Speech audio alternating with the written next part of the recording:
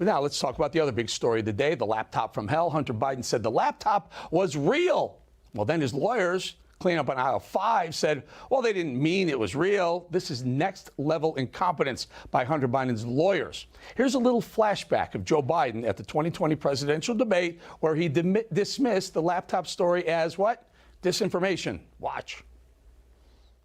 There are 50 former national intelligence folks who said that what he's accusing me of is a Russian plant. They have said that this has all the five former heads of the CIA, both parties, say what he's saying is a bunch of garbage. Nobody believes it except his and his good friend Rudy Giuliani.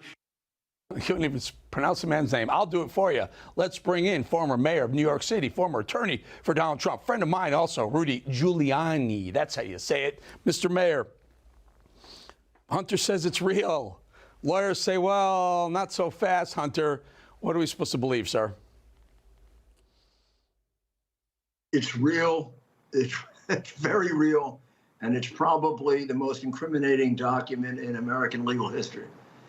And it will historically be one of the most important pieces of evidence in presidential history.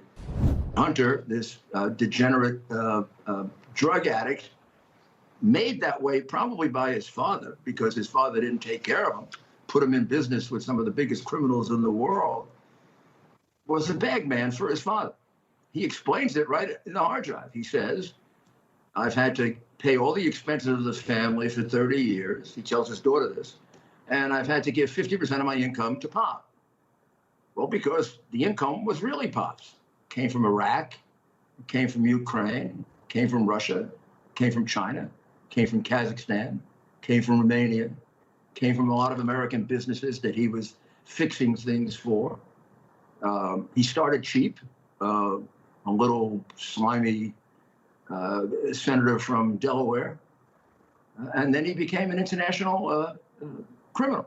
Mr. Mayor, at the highest levels of allow me to jump in here just for a second, because I want to get to some of the things that we learned today. I think Hunter Biden's lawyers, I don't know if you read this or not, but Hunter Biden's lawyers, they're threatening a lawsuit against Fox and Tucker Carlson about some payments that he made. Now, he did put something on his taxes that he actually did make the payments for this house. Can you maybe clear some of this up for us? Yeah, sure. I mean, first of all, they sent a letter to Daddy's Justice Department and to Daddy's Delaware Attorney General, asking that myself, Steve Bannon, Bob Costello, and Mr. John Mac Isaacs be investigated for stealing his laptop. Of course, that's absurd because I got the documents right here. He signed a contract with John Mac Isaacs that said if he didn't come and get it in 90 days, he abandoned it and it became Mac Isaacs' property. Here's the contract and here's the notice right here of the fact that it reverted to John Mac Isaacs. And of course, you don't make that claim 2.5 years, 3 years later. I wonder if his lawyer is going to be disbarred for making a clearly false statement, for lying to the government. I mean, it's a violation of 18 United States Code, Section 1001, to make a false statement to the government. And that's exactly what his lawyer did. And given the fact that they suspended. So take a listen. I'm sorry. Take a listen to Adam Kinzinger, who kind of has a different spin on how this all went down. Take a listen.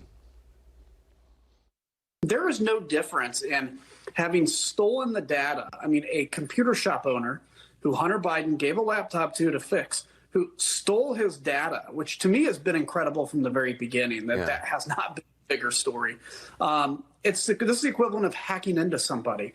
And to celebrate this and say there's no problem, I've never understood it. And I think it's a really dangerous path for the GOP to go down. So, Mr. Mayor, Kinzinger is claiming that either McIsaac or you or whoever stole this. Now, do you care to respond? He's a complete surprise. He's not crying, right? I mean, here's the statement that idiot wouldn't bother to read. Well, because he's a liar.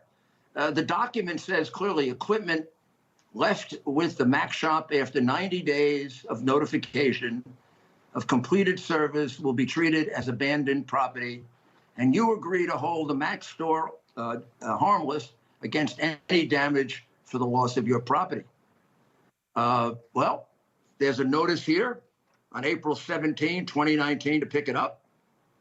By July 18, 2019, it became abandoned and it became the property of John Mac Isaacs. The FBI was comfortable with that. They took it from him 4 or 5 months later when he showed this to them. They were comfortable with it until yesterday. This is just a complete lie. The documents disprove what he's saying and what the lying former congressman is saying. I mean, that guy is a piece of, I don't know what, but I am surprised he didn't break down crying. Maybe now that he hears this, he'll go to his room and cry. He's got a new gig over at CNN. Which is probably what he was looking for the whole time. Go ahead, Mayor. These people shoot their mouth, no support. When I talk, there's support. There's the support. There's the document. It's clear as hell. It became John Mac Isaacs' property. No one's disputed that until now. In fact, they were saying it was Russian disinformation for 2.5 years. Mm-hmm. I don't know that they're barred from changing that at this point. Yeah, it's totally ridiculous. The problem is there's so much lying going on the Hill, sir. It's just if you put everyone, if you throw everyone out for lying, there'd be no one left there. Very few. Good having you on, Mr. Mayor, my mayor, Rudy Giuliani. Thank you so much for your time. Thank you.